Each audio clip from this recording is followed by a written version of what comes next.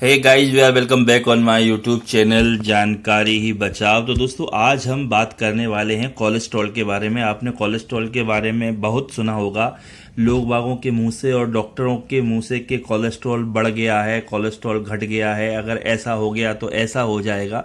तो आखिरकार कोलेस्ट्रॉल है क्या, कहाँ से आता है और इसके हमें क्या नुकसान और फायदे हो सकते हैं।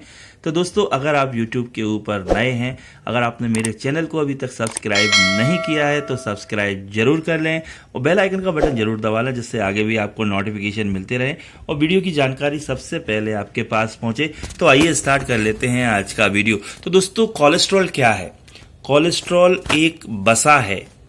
अब कोलेस्ट्रॉल आता कहाँ से है? तो दोस्तों, कोलेस्ट्रॉल दो तरीके से आता है। एक तो हमारा लीवर जो है वह कोलेस्ट्रॉल को बनाता है और दूसरा हम जो बाहर से चीज़ें खाते हैं उससे हमें कोलेस्ट्रॉल मिलता है। बाहर से कौन सी चीज़ें खाने से कोलेस्ट्रॉल मिलता है यह हम आपको बताएंगे।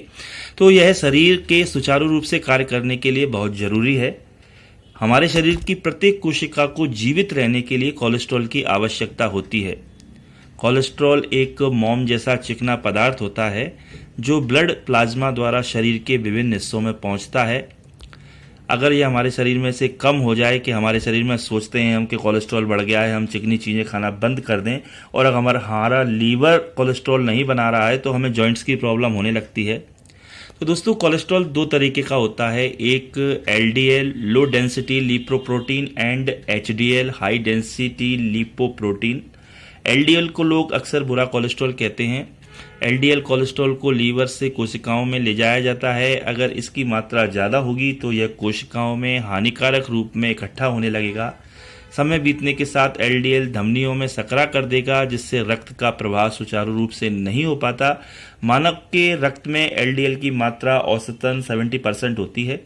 यह कोरोनरी हार्ट डिसीज और स्ट्रोक का सबसे बड़ा कारण होता है।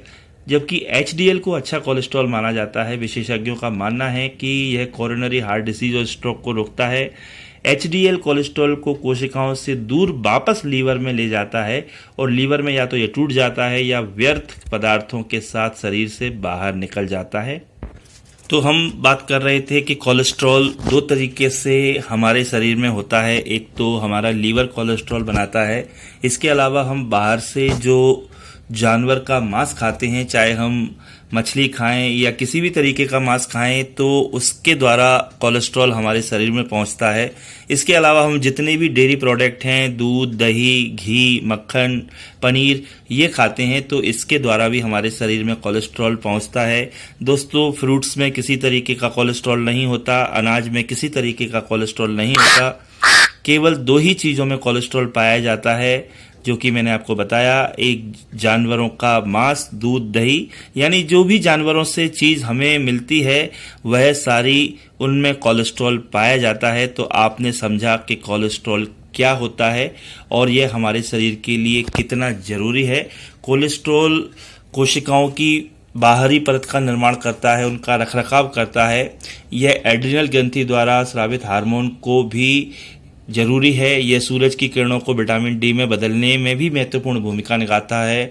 वसा में घुलनशील विटामिन A, D, E और K के मेटाबॉलिज्म के लिए भी कोलेस्ट्रॉल बहुत ज़रूरी है। तो दोस्तों, आई होप आपको समझ में आया होगा कि कोलेस्ट्रॉल क्या होता है। अगर ये जानकारी आपको अच्छी लगे तो यार चैनल को लाइक और सब्सक्राइब जरूर करें। फिर मिलेंगे एक नई जानकारी के साथ। Bye bye.